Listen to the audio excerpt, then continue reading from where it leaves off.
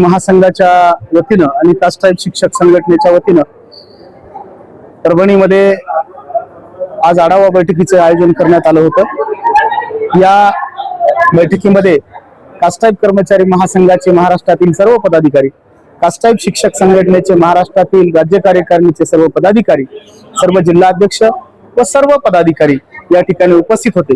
कास्टाईप शिक्षक संघटनेची पुढील दिशा काय असेल, कास्टाईप कर्मचारी महासंघाची पुढील दिशा काय असेल आणि कर्मचाऱ्यावर होणाऱ्या अन्यायाबद्दल वाचा फोडण्यासाठी, त्याला शासनाकडून न्याय मिळवून देण्यासाठी कोणत्या पद्धतीने लढा उभारला पाहिजे या बाबतीत हा विचारविनिमय करण्यात आलेला आहे। ज्या पद्धतीने शिक्षकांचे प्रश्न असतील अशा इतरही संघटना आहेत, त्याच पद्धतीने आपली कास्टाईप संघटना नेहमी शिक्षकांच्या प्रश्नावर रस्त्यावर असते। काय सांगणार या संदर्भात? कास्टाईप शिक्षक संघटना असो किंवा कास्टाईप कर्मचारी महासंघ असो, मंडल आयोगात येणाऱ्या 272 ज्या जाती आहेत त्या सर्व मागासवर्गीय प्रवर्गासाठी लढा उभारणारी, मागासवर्गीय प्रवर्गावर अन्याय झाल्याच्या नंतर त्याला न्याय मिळवून देण्यासाठी काम करणारी महाराष्ट्रातील एकमेव संघटना म्हणजे कास्टाईप कर्मचारी महासंघ आणि कास्टाईप शिक्षक संघटना।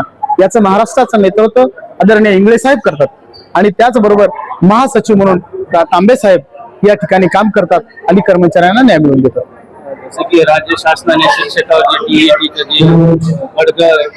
मोकार ठेवलेला आहे, तर या संदर्भात काय वाटतंय? आपली संघटना कशा पद्धतीने याकडे पाहत आहे?